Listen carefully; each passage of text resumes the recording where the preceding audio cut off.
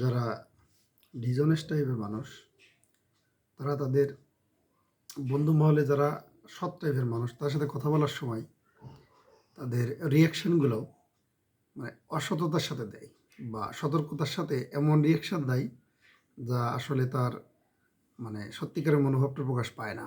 কিন্তু পক্ষান্তরে তর্কে জড়িয়ে যখন একজন সৎ বন্ধু বা সৎ ব্যক্তি তার বন্ধুর সাথে আলোচনায় গিয়ে তার রিয়াকশন প্রকাশ করে বা তার ওই অসৎ বন্ধুর কথার পরিপ্রেক্ষিতে কথা বলে, তখন এক্স্যাক্টলি সে তার সৎ মনোভাবটা প্রকাশ করে।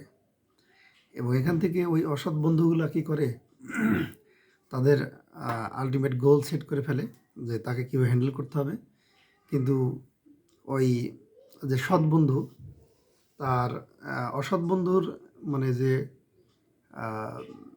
রিয়াকশান, সেটার উপর বেস করে কোনো সিদ্ধান্তে পৌঁছাতে পারে না বা মানে সিদ্ধান্ত নেওয়ার মতো কিছুই সে করে না। যে কারণে কি হয় যে অসৎ বন্ধুটার ক্লাসিফাইড করা সম্ভব হয় না। ঠিক আছে, এটা একটা বিশাল মানে বড় প্রবলেম।